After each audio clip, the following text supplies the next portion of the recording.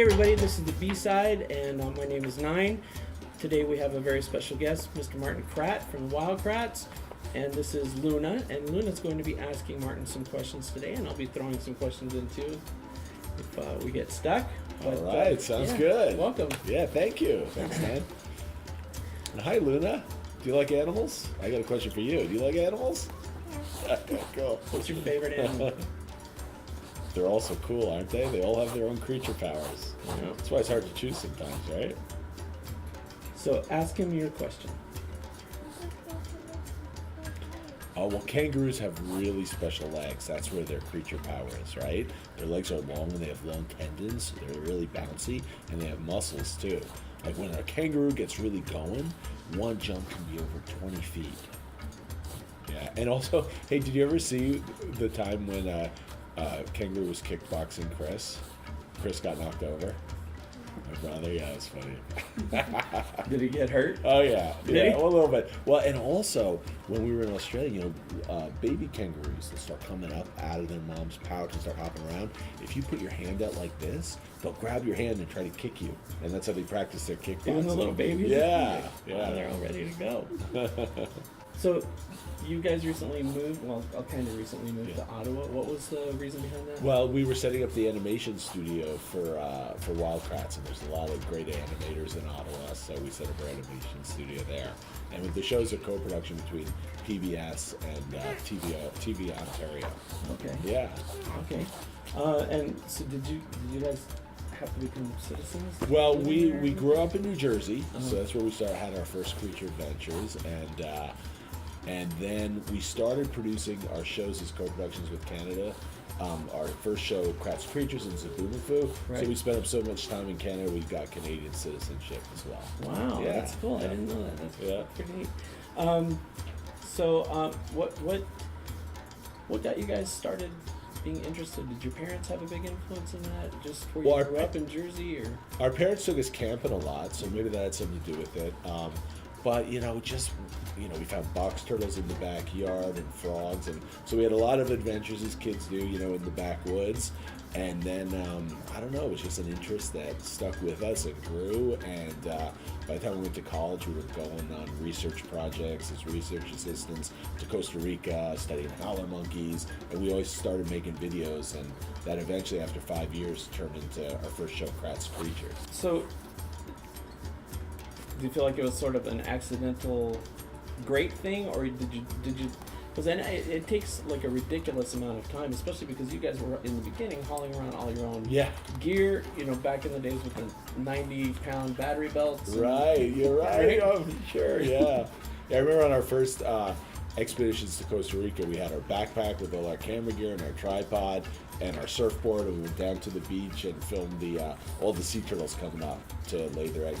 We're at this 1 kilometer beach where 40,000 sea turtles laid their eggs, and there were crocodiles on the beach and coatis and monkeys. It was really, really cool, and we had a lot of time, so we could hang out and film, and those became the pilots for our first TV show.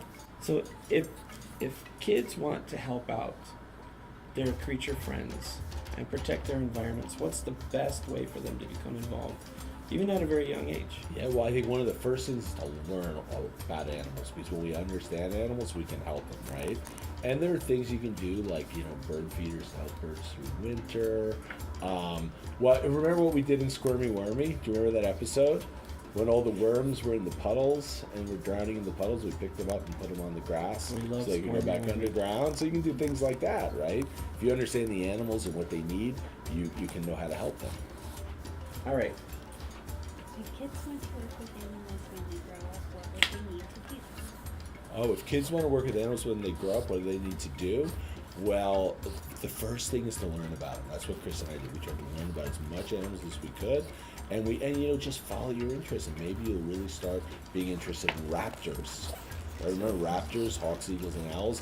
And then if that's what you're most interested in, you can find things to do, maybe studying them, studying their biology, or helping take care of ones that get hurt, So just follow your animal interests, whatever animals you're interested in, learn about them, and do things with them. Which was your favorite bird? You told me the other day. Your favorite predator bird? The osprey. Aren't they amazing? Yeah, and when I was a kid, ospreys were very endangered. Like, they were rare. But now, because they've been protected and the DDT insecticide isn't used, they're doing so well, and there's so many ospreys now. Yeah, and remember when we did the osprey episode, we were on the beach with all those ospreys that were diving for fish? That was really fun. Their anti-glare eye. Right, that's a good power. Really intrigued her. She's really. I asked her if she could have one creature power. What would it be? And she said, "I want to see like Osprey do." Cool. Yeah. That's really great, Luna. What was your favorite episode? Do you think?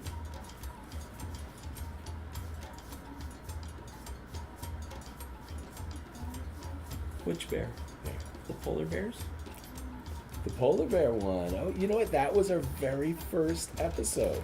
That was the pilot for Wild Kratts. Polar bears don't dance and walrus don't rock and roll, right? Remember that one? Oh, but there's also the sloth bear episode. Did you see that one? It's that bear from India with the that has suction powers, so it can suck ants out of anthills. Yeah. Oh, and what about pandas? Panda bears. Did you see that episode? Cool. In all the time that you have been in very close proximity to creatures, was there ever a time? What was the biggest time when you were like, I'm a little too close, I need to back up? Oh, well, I think maybe the time when we saw a whale shark in the Galapagos and we jumped in to film it, and I like felt something hit my knee really hard, and when the bubbles cleared, there was a Galapagos shark there. And they were like, whoa, there's only, and there wasn't just one, there were a lot. So like, uh-oh, but the whale shark was there, and so what we ended up doing, we just swam over the whale shark, and when we were close to the whale shark, the Galapagos sharks left. Yeah, so, but that was a little surprising, because I didn't even know there were any Galapagos sharks around. We just saw the whale shark. Wow, wow. Did you see the picture from a few days ago where they were diving with the tiger sharks, and then the really huge great white showed up, and she was like so pregnant. That's amazing. Wasn't that incredible? So cool. Unbelievable size. Yeah. So what's the show about, and what's the stage show? Mm-hmm. We are activating creature power suits live and on stage. So get ready. I'm not going to tell you what creature power suits we're going to activate. You're going to have to see for yourself, okay? That's pretty cool.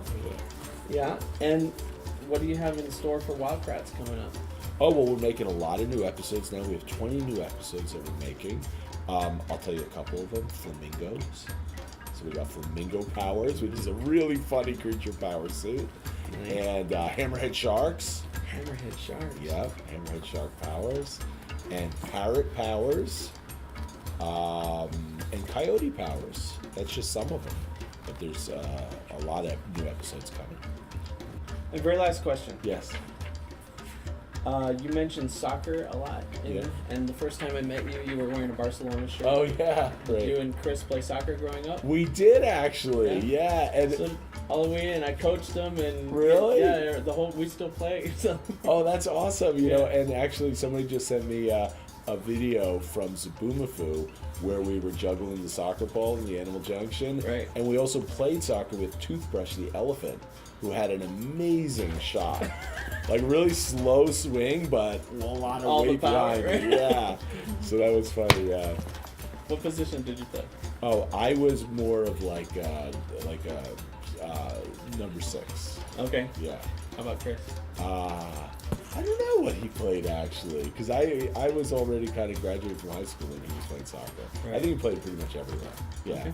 All right. Well, right on. Great. Thank you so much. Awesome. Bye, Luna. Give me a high five. Give me a high five. Yeah, you were a great interviewer. Good job. Thank you very much.